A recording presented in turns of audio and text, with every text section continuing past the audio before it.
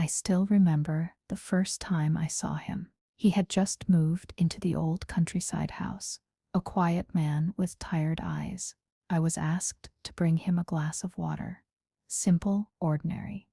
But my hands trembled. I was nervous, shy, maybe because I hadn't really let anyone close in years. He looked at me, smiled gently, and said, "Thank you." I nodded and left.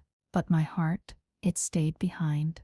I hadn't spoken to anyone properly since the accident. The accident that took my mother and my little sister. Since that day, I stopped speaking.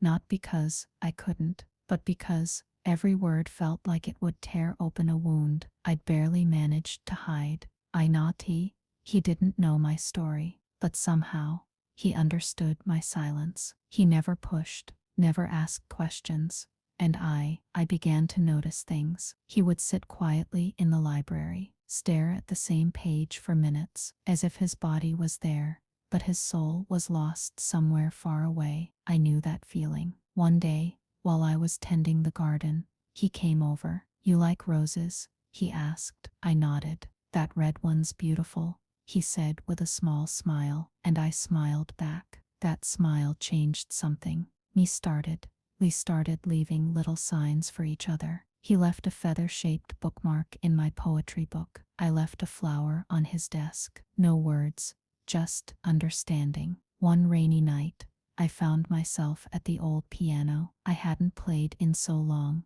but something in the air pulled the music out of me. I didn't know he was watching. When I stopped, he whispered, "Please don't." I panicked. I only said 2 words, "I'm sorry." He didn't laugh. He didn't judge. He just said, "That was beautiful." That night, I left him a note. "Music remembers what I cannot say," he replied. The next day, "Sometimes the heart speaks best without a sound," and I knew he heard me.